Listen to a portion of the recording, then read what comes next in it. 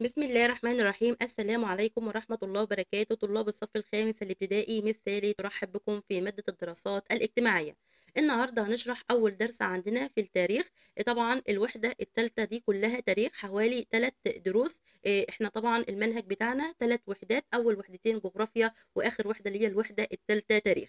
أول درس عندنا النهاردة في التاريخ بعنوان شخصيات وأحداث من العصر البطلمي في مصر. تعالوا كده معانا نفتكر باللي احنا خدناه في سنة رابعة. احنا كنا انتهينا عند الاسكندر الأكبر.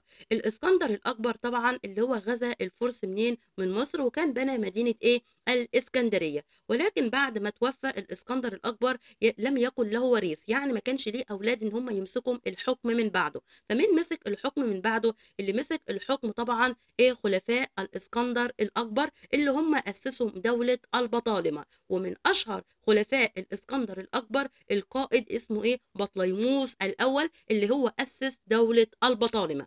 يبقى معايا كده، يبقى العصر البطلمي ده هو عصر مين؟ عصر خلفاء الاسكندر الاكبر المقدوني، وطبعا عارفين كلمة مقدوني يعني اليوناني. طب سمي عصر البطالمة ده ليه بهذا الاسم؟ نسبة إلى القائد مين؟ القائد بطليموس الأول اللي هو أسس دولة مين؟ دولة البطالمة. تعالوا معانا كده نتعرف على بطليموس الأول ده. دي طبعا من أشهر حكام دولة مين؟ دولة البطالمة. يبقى دولة البطالمة بدأت بأول واحد اللي هو القائد بتاعنا مين؟ بطليموس الأول. وبطليموس الأول ده لقب بكلمة إيه؟ سوتير. سوتير يعني إيه؟ سوتير يعني المنقذ، لأنه كان بعد كده بعد وفاة الإسكندر الأكبر كان إيه؟ كان بيحمي يعني يعني يحاول إن هو إيه؟ يوفر الأمن إيه؟ للأمن للشعب بتاعه.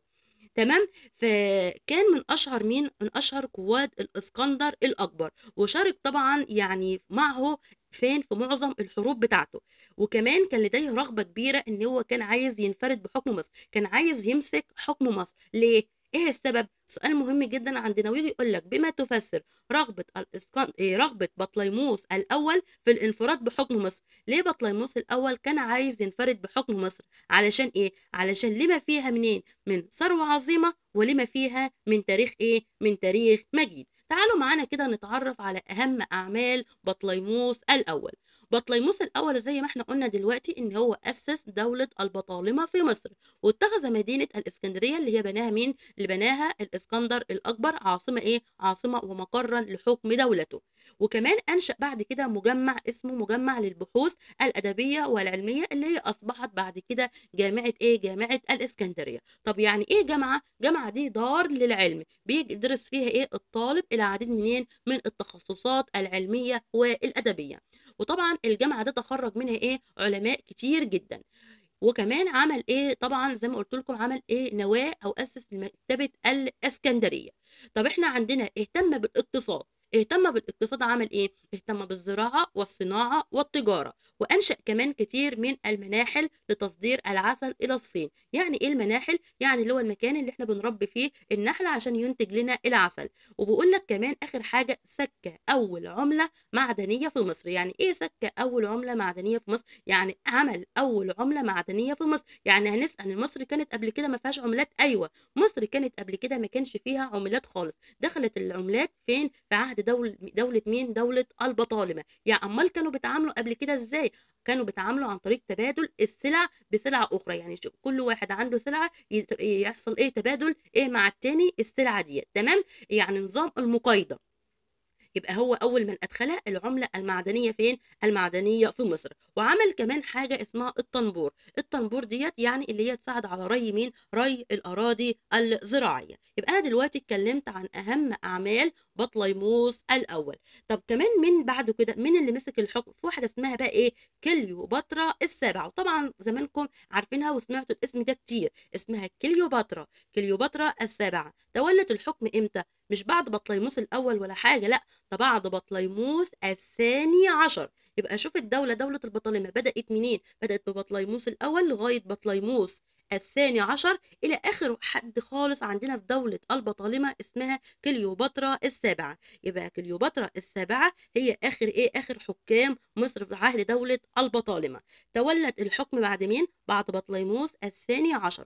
وتحالفت مع القائد مين؟ الروماني اللي هو مين؟ اللي هو أنطونيوس ضد القائد مين؟ القائد الروماني أكتافيوس في معركة شهيرة جدا اسمها معركة أكتيوم البحرية، اللي هي كانت سنة 31 قبل الميلاد. وطبعا المعركة ديت انتهت بمين؟ مين اللي انتصر؟ انتصر أكتافيوس على أنطونيوس وحليفته مين؟ كليوباترا السابعة. وبعد كده انتحر مين؟ انتحر أنطونيوس وتبعته كليوباترا السابعة، وانتهت دولة البطالمة وقامت دولة جديدة اللي هي دولة اسمها دولة الرومانية. تمام؟ يبقى احنا عايزين نعرف معركة أكتيوم البحرية. لما يجي يقول لك سؤال مهم جدا، ما النتائج المترتبة على معركة أكتيوم البحرية اللي هي 31 قبل الميلاد؟ واحد، انتهت المعركة بانتصار أكتافيوس على أنطونيوس وحليفته كليوباترا السابعة. اتنين، انتحر أنطونيوس وتبعته مين؟ كليوباترا. وبعدها تالت حاجة هنقول ايه؟ انتهى عصر دولة البطالمة وأصبحت مصر ولاية رومانية، يعني قامت دولة جديدة اللي هي الدولة الرومانية. طب احنا عندنا ايه اللي حصل في المعركة ديت؟ طبعا إيه يعني الجيش بتاع اكتافيوس كان جيش كبير جدا، فانسحبت كليوباترا بالجيش بتاعها وسابت مين؟ أنطونيوس. فأنطونيوس طبعا انهزم في المعركة، ولكن بعد الهزيمة دي انتحر، وكليوباترا كانوا عاوزين يحاولوا يقتلوها، فراحت ايه؟ فراحت منتحر هي كمان بعد مين؟ بعد أنطونيوس. دي الحكاية بتاعت ايه؟ معركة أكتيوم البحرية. طب احنا عايزين نعرف ايه الآثار اللي سابوها البطالمة لنا في مصر. عملوا ايه في مصر؟ أول حاجة عملوا طبعا منارة الإسكندرية، ومنارة الإسكندرية دي طبعا اللي كانت بترشد ايه؟ السفن. وكمان عملوا معابد لنا كتير جدا في مصر، زي معبد ايه؟ معبد دير المدينة، وكمان معبد الدندرة، ومعبد إدفو، ومعابد ايه؟ ومعابد فيلة. المعابد ده علشان ايه؟ علشان يعني يدل على احترام الديانة المصرية ايه عندنا، او يحببهم المصريين فين؟ في البطالمة. فعملوا لهم ايه؟ فعملوا لهم المعابد، او يعني يخلوا مثلا المصريين يحسوا ان البطالمة يعني محترمين ايه؟ الديانة بتاعتنا. فعملوا ايه؟ فعملوا المعابد بتاع دي كلها، اللي هي معبد دير المدينة، ومعبد الدندرة، ومعبد إدفو، ومعابد فيلة. بكده طبعا اتكلمنا عن اهم الاثار اللي هم سابوها البطالمه لنا في مصر. طب احنا عايزين نتعرف على اسباب سقوط دوله البطالمه. دوله البطالمه دي سقطت ازاي؟ اول حاجه عندنا طبعا ضعف الملوك بعد بطليموس الثالث. يبقى بيجي في الامتحان سؤال: بما تفسر سقوط دوله البطالمه؟ بسبب ضعف الملوك بعد بطليموس الثالث.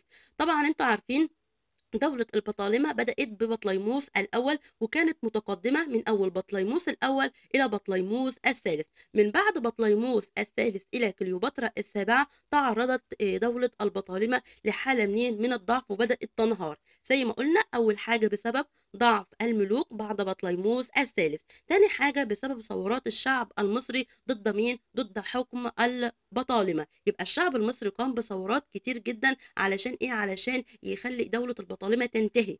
كمان تالت حاجة بدأ مين بقى؟ مين اللي استغل بقى ضعف دولة البطالمة عاوز يحتلها، يحتل مصر؟ طبعا مين؟ الرومان. يبقى زيادة نفوذ روما وتدخلها في أحوال مصر، وخاصة في عهد مين؟ كليوباترا السابعة. زي ما قلنا دلوقتي اللي هي بعد وفاتها انتهى عصر مين؟ عصر دولة البطالمة، وأصبحت مصر ولاية رومانية. ودي إن شاء الله هناخده في الدرس القادم اللي هي دولة ايه؟ الدولة الرومان. تمام؟ يبقى كده انتهينا الدرس بتاعنا النهارده، وخدنا العصر البطلمي او دولة البطالمة اللي اسسها مين؟ اللي اسسها بطليموس الاول. انتظرونا ان شاء الله في الدرس القادم، وهنتكلم عن الدولة الرومانية. يعني اتمنى تكون النهارده الدرس ده عجبكم. هو درس بسيط وسهل جدا، ولو عجبكم الدرس بتاعنا ما تنسوش تشتركوا في قناتنا وتضغطوا لايك وتفعلوا جرس التنبيه علشان توصل لكم فيديوهاتنا أول بأول. وشكرا لكم، والسلام عليكم ورحمة الله وبركاته.